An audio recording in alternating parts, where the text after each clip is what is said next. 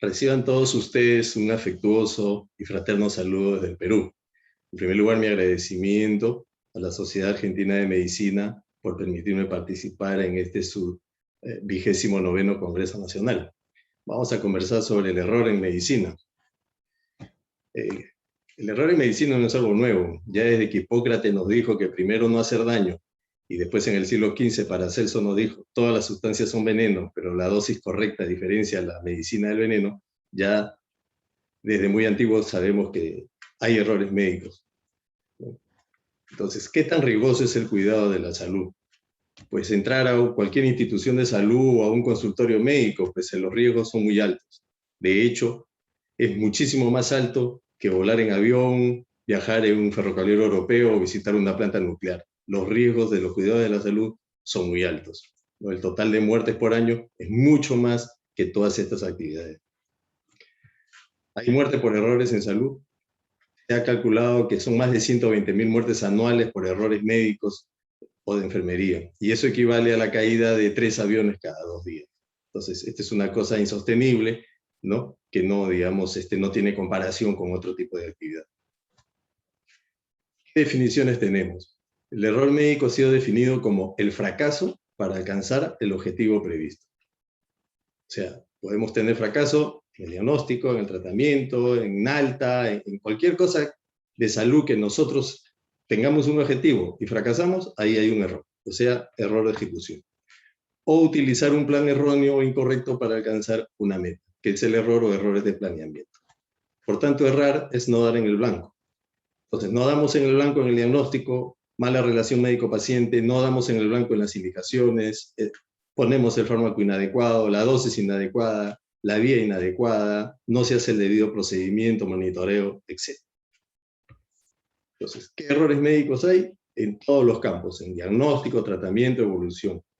Los más comunes es el error o retardo del diagnóstico, un plan de trabajo incoherente, la anamnesis dice una cosa, el diagnóstico dice otra, el plan de trabajo dice otra y el tratamiento es completamente diferente a todo. Tratamiento, esto es lo más frecuente, los errores en medicación, no se da el medicamento adecuado, la dosis es inapropiada o la vía de administración es inapropiada. El tiempo incluso, ¿no? En lugar de dar, por decir, 3 días, 7 días, 10 días, 15 días, sabes cuándo empieza, no sabes cuándo termina. Este es otro error frecuente, el inadecuado seguimiento al tratamiento. El paciente se va con su receta y después no sabemos cómo sigue, no se hace el seguimiento de los exámenes solicitados, etc. Y esto es algo muy frecuente, la mala relación médico-paciente o médico-familiares. El médico puede ser muy experto, muy leído, hacer la mejor historia clínica del mundo, el mejor diagnóstico, el mejor tratamiento, pero si hay una mala relación, todo esto puede fracasar y llevar en consecuencia mayores a errores. Este es un estudio de la Asociación Americana de los Seguros Médicos. Miren ustedes, se repite lo mismo en uno u otro país, errores en diagnóstico, ejecución inapropiada, falla en supervisión y monitoreo, no reconocer complicaciones del tratamiento y errores en la medicación. Este es un ejemplo, esta es una receta en la cual ustedes ven diagnóstico laringotraqueitis, un paciente probablemente con un cuadro viral, pero que recibe 2 antibióticos diferentes, penicilina por un lado, cefuroxima, y además un corticosteroide, o sea, errores. Esto es algo que lo estamos viendo muy común. Esta es una receta común en tiempos de COVID, paciente con cetraxona, citromicina, hidrocortisona, ivermectina, es una serie de medicamentos, un paciente ambulatorio con COVID leve. Y este es un famoso médico en Perú que se puso a dar warfarina a los pacientes, ¿no? Digamos, con el objetivo de prevenir las trombosis en el COVID, pero él daba warfarina pues, a diestra y siniestra, ¿no? Entonces, cuando hay un médico frente a un paciente es el mundo A, frente al mundo B. 2 mundos completamente diferentes, el médico por su lado, con sus competencias, con su experiencia, sometido a una normativa vigente, sometido a factores ambientales que no dependen de él, un estado de ánimo que puede ser el mejor o el peor, y con sus factores de sesgo propios de cada médico. Y el paciente, por otro lado, con un estado mórbido propio, sus propios antecedentes, su medicación habitual, sus factores subjetivos y ambientales. Entonces, aquí deben compatibilizar todas las variables, y eso es lo difícil en el mundo de la medicina. Entonces, ¿qué factores van a influir en la atención médica? Tenemos al médico frente a su paciente, ¿no? Hay factores de políticas en salud, normas y guías vigentes, qué tipo de infraestructuras y equipos tiene, cómo es el personal administrativo, qué flujogramas hay, cómo está su petitorio farmacológico, qué servicios diagnósticos tiene este médico a la mano. Es decir, hay una serie de factores. Pero hay una cosa que es completamente imprevisible, que es el factor humano. Todos los demás factores pueden estar al día, muy bonitos, pero el factor humano puede generar riesgos de error, ¿no? El médico puede estar con problemas personales, un estrés laboral propio de mala relación con jefes, horarios inadecuados, carga excesiva de trabajo, conflictos internos, puede tener falta de entrenamiento, una presión de la industria farmacéutica, desinformación o problemas de salud físico-mental o estar sometido al síndrome de Burnout, ¿no? Entonces, todos estos factores pueden llevar al error. Y por otro lado, el paciente tiene sus propios factores humanos. Puede tener alteraciones de conducta, psiquiátrico, bajo nivel cultural, mal informante, mal adherente, abandono social, o familiares conflictivos que niegan digamos, la realidad, no colaboran con el paciente, con el médico.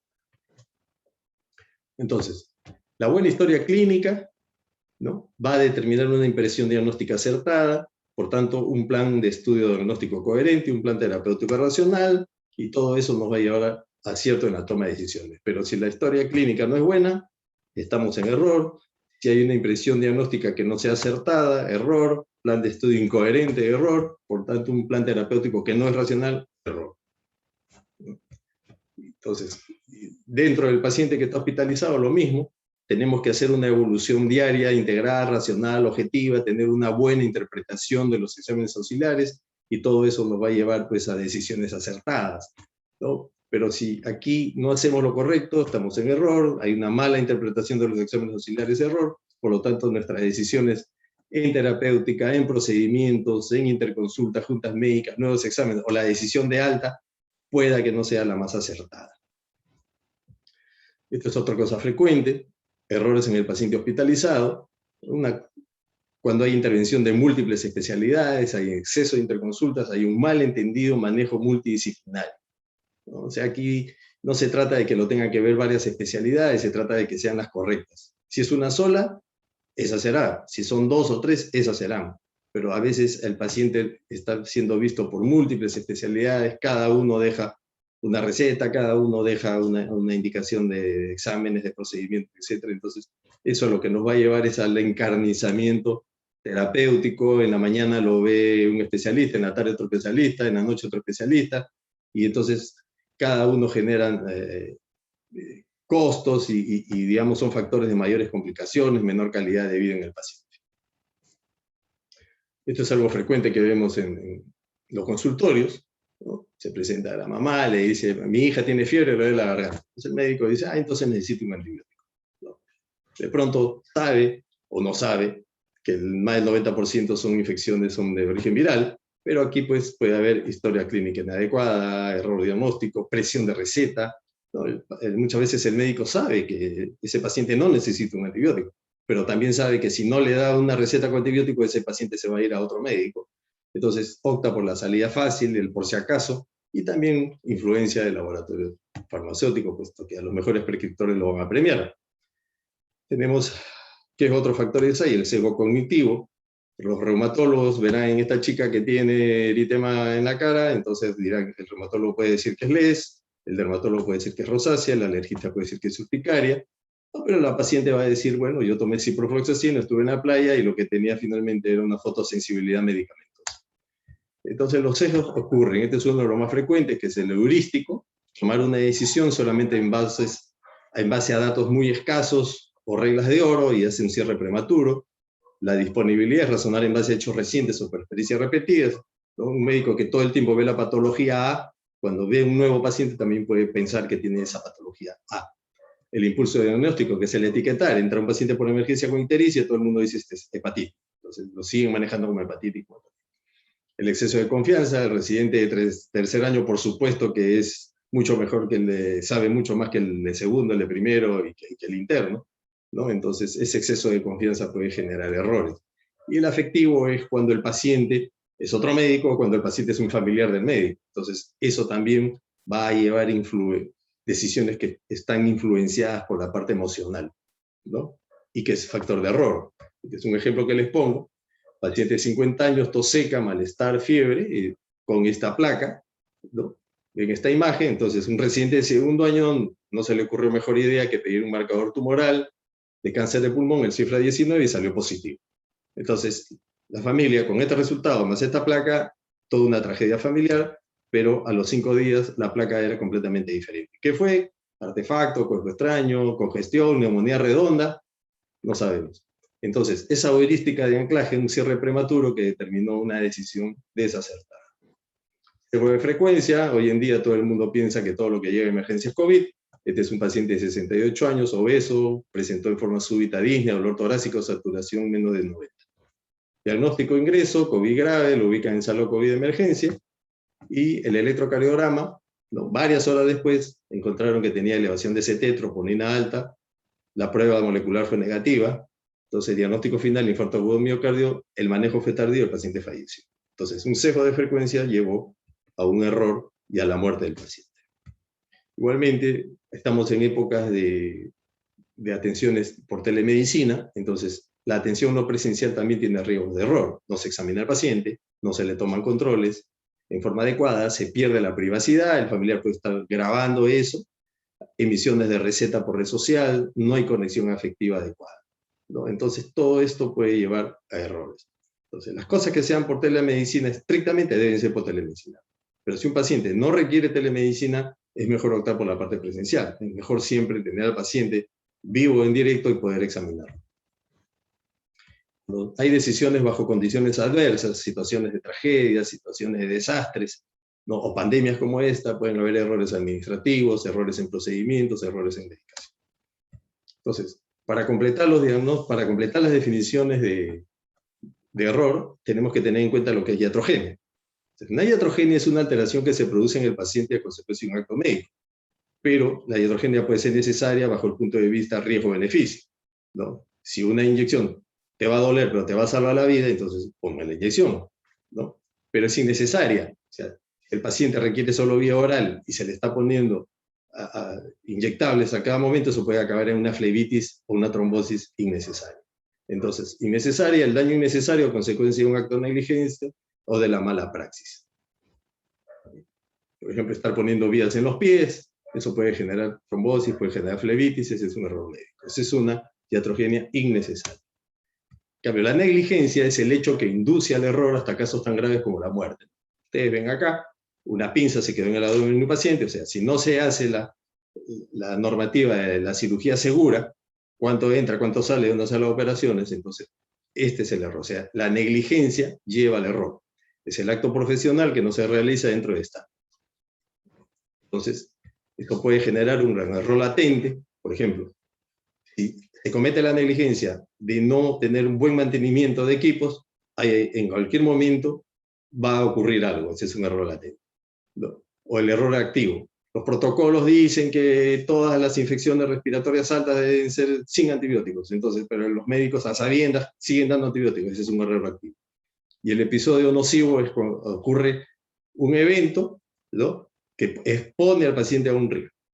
O sea, si el paciente de la cama número, por decir número 5, le tocaba una tomografía, pero por error llevan al del número 6, a ese paciente lo están innecesariamente exponiendo a un riesgo de exposición de radiación, ¿no? Entonces, la negligencia va a llevar a esto: errores latentes, activos o episodios nocivos. Entonces, desde que el paciente ingresa hasta que tiene diagnósticos y un plan de trabajo y terapéutica, hay una serie de variables que hemos visto donde se pueden cometer errores. Y acá se da también la teoría del queso suizo, donde todos los agujeros se alinean, justamente los peligros se van sumando hasta llegar al daño, ¿no? Entonces, puede haber acá desinformación, impericia, negligencia, mala relación médico-paciente, burocracia. Entonces, todas estas cosas se van alineando y finalmente un paciente termina con una mortalidad incrementada, ¿no?, con mayor costo y una serie de cosas. O sea, todos los factores de errores se alinean. Entonces, errar era no dar en el blanco. Entonces, nosotros queremos comparar, ¿no?, esta profesional bien entrenada, con un buen equipo, de hecho, su posibilidad de dar en el blanco es mucho mayor que esta persona que es empírico y simplemente dotado de un simple arco y flecha. Entonces, para no errar hay que cumplir con normas técnicas, manejar guías y protocolos, trabajo en equipo, buena relación con médicos, pacientes o familiares, supervisión adecuada, el profesional tiene que estar saludable, motivado, ¿no? Equipos, contar con buenos equipos e infraestructura y siempre mantener una educación continua. Entonces, primero, reconocer la presencia de errores. La medicina no es una ciencia exacta, cada paciente es una historia diferente, los procesos diagnósticos, terapéuticos y administrativos pueden ser complejos y multifactoriales, podemos equivocarnos, entonces hay que aprender de errores propios y ajenos, aprender a minimizar la ocurrencia de errores. Un error reconocido siempre será una oportunidad de mejora. Muy bien, me despido de ustedes con esta hermosa vista de Puerto Madero. Gracias por su atención y nos estaremos viendo en la ronda de las preguntas.